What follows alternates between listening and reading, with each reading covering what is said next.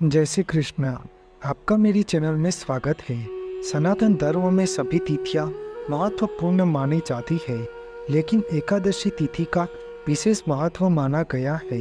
इस बार की आषाढ़ माह के शुक्ल पक्ष की देवशयनी एकादशी की तिथि 17 जुलाई 2024 यानी कि बुधवार के दिन मनाई जाएगी। इस देवशयनी एकादशी के दिन भगवान विष्णु के साथ माता लक्ष्मी की पूजा करना अति शुभदायी माना गया है। देवशयनी एकादशी पर भगवान श्री हरि विष्णु की पूजा 17 जुलाई बुधवार के दिन करना है। पूजा शुभ समय में ही करनी चाहिए, क्योंकि शुभ समय में पूजा करना अति शुभ फलदायी माना जाता है। देवशयनी एकादशी के दिन प्रातःकाल भगवान विष्णु के विधि विधान से पूजा करनी चाहिए। इसके बाद ओम नमो भगवते वासुदेवाय मंत्र का जाप अवश्य करना चाहिए। देवशयनी एकादशी का यह व्रत भगवान श्री हरि विष्णु को समर्पित है। देवशयनी एकादशी के दिन भगवान श्री हरि विष्णु की पूजा और व्रत का पालन श्रद्धा और विश्वास के साथ किया जाता है। धार्मिक मान्यता है कि देवशयनी एकादशी के दिन व्रत करने से हर तरह के पाप धुल जाते हैं, साथ ही मानसिक शांति के साथ जीवन में सुख समृद्धि और सफलता मिलती है और मोक्ष की प्राप्ति होती है। कथा या श्रवण करते समय हाथ में अक्षत के दाने अवश्य रखने चाहिए। इस देवशयनी एकादशी की महात्म्य कथा इस प्रकार है कि एक बार देव ऋषि नारद जी ने ब्रह्मा जी से इस देवशयनी एकादशी के विषय में जानने की उत्सुकता प्रकट की। तब ब्रह्मा जी ने कहा कि इस देवशयनी एकादशी की कथा सुनाता हूँ, इसका ध्यान पूर्वक श्रवण करो। ब्रह्मा जी कथा सुनाते हैं कि सतयुग में मांदता नामक एक चक्रवर्ती सम्राट राज्य करते थे। उनके राज्य में प्रजा बहुत सुखी थी, किंतु भविष्य में क्या हो जाए यह कोई नहीं जानता। अतः वह भी इस बात से अनजान थे कि उनके राज्य में शीघ्र ही भयंकर अकाल पड़ने वाला है। उनके राज्य में पूरे 3 वर्ष तक वर्षा न होने के कारण भयंकर अकाल पड़ा। इस अकाल से चारों ओर त्राही त्राही माम मच गई।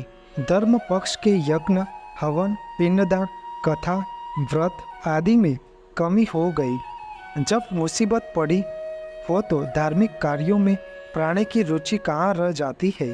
प्रजा ने राजा के पास जाकर अपनी वेदना की दुहाई दी। राजा तो इस स्थिति को लेकर पहले से ही दुखी थे। वह सोचने लगे कि आखिर मैंने ऐसा कौन सा पाप कर्म किया है जिसका दंड मुझे इस रूप में मिल रहा है। फिर इस कष्ट से मुक्ति पाने का कोई साधन करने के उद्देश्य से राजा सेना को लेकर जंगल की ओर चल दिया। वहाँ विचरण करते करते एक दिन वह ब्रह्मा जी के पुत्र अंगिरा ऋषि के आश्रम में पहुँचे और उन्होंने साष्टांग प्रणाम किया। ऋषि वर ने आशीर्वाद के बाद राजा को कुशल क्षेम हो ऐसा पूछा। फिर जंगल में विचरण करके अपने आश्रम में आने का प्रयोजन जानना चाहा।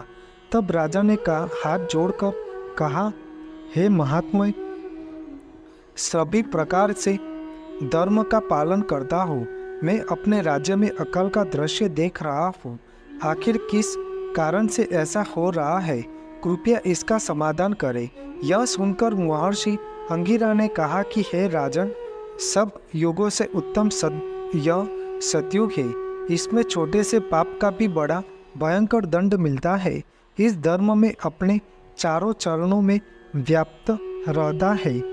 ब्राह्मण के अतिरिक्त किसी अन्य जाति को तप करने का अधिकार नहीं है, जबकि आपके राज्य में एक शूद्र तपस्या कर रहा है। यही कारण है कि आपके राज्य में वर्षा नहीं हो रही है। जब तक वह काल को प्राप्त नहीं होगा तब तक यह अकाल शांत नहीं होगा।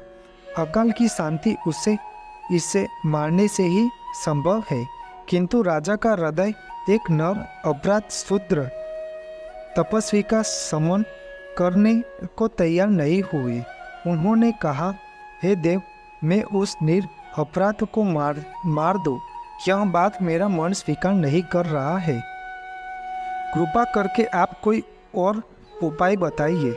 महर्षि अंगिरा ने बताया, आषाढ़ माह के शुक्ल पक्ष की देवशयनी एकादशी का व्रत करे।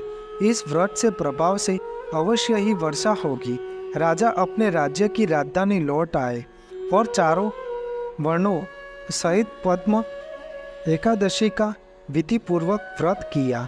व्रत के प्रभाव से उनके राज्य में मूसलधार वर्षा हुई और पूरा राज्य धन धान्य से परिपूर्ण हो गया। देवशयनी एकादशी का व्रत करने से जैसे राजा को सफल मिली, ऐसी हर भक्तगण को देवशयनी एकादशी का व्रत करने से मिलती है। देवशयनी एकादशी व्रत से सभी पाप नष्ट हो जाते हैं और अनंत में मोक्ष की प्राप्ति होती है। एकादशी व्रतधारी को नियम अनुसार दिन में सोना नहीं चाहिए। यह एकादशी तिथि बेहद पुण्यदायी होती है। इस एकादशी तिथि को मध्य रात्रि तक भगवान विष्णु के भजन कीर्तन और कथा वार्ता या प्रवचन सुनना चाहिए। अगले दिन यानी द्वादशी की तिथि पर किसी जरूरतमंद व्यक्ति या ब्राह्मण को भोजन कराकर दान दक्षिणा देकर व्रत का पालन करना चाहिए। तभी देवशयनी एकादशी व्रत का शुभ फल मिलता है और जीव का कल्याण होता है। भगवान श्री हरि विष्णु हमारी सब मनोकामना पूर्ण करते हैं और उनकी कृपा भक्तगण पर सदैव बनी रहती है। बोलो श्री हरि भगवान विष्णु जी की जय। आपको मेरी यह माहिती अच्छी लगी हो तो मेरी चैनल को लाइक, शेयर, कमेंट, सब्सक्राइब करें और बेल आइकन को दबाना ना भूलें। जय स्वामीनारायण।